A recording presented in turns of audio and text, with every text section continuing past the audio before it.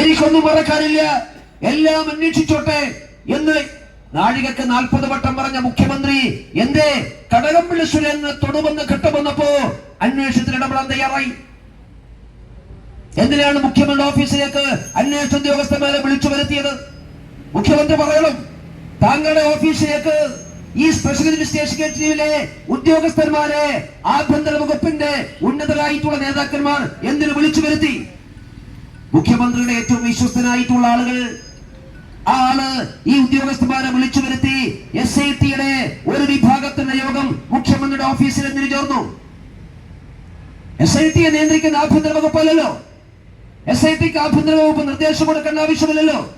SIT ഹൈക്കോടതി നിരീക്ഷണത്തിലുള്ള സംഘമാണ്.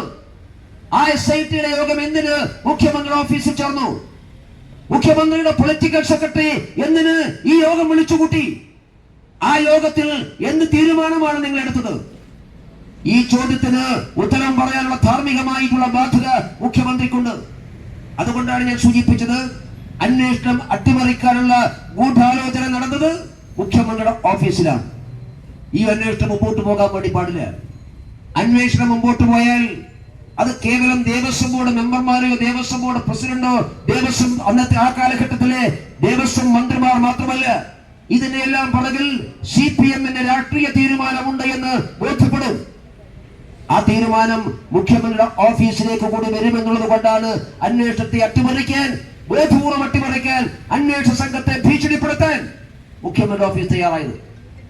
സത്യത്തിൽ ഹൈക്കോടതി നിർദ്ദേശപ്രകാരം മര്യാദക്ക് പോവുകയായിരുന്ന അന്വേഷണത്തെ, ആ SIT സംഘത്തെ മുഖ്യമന്ത്രി ഓഫീസ് ഭീഷണിപ്പെടുത്തി. അങ്ങനെ ഭീഷണിപ്പെടുത്തിയിട്ടാണ് അന്വേഷണം അട്ടിമറിച്ചത്.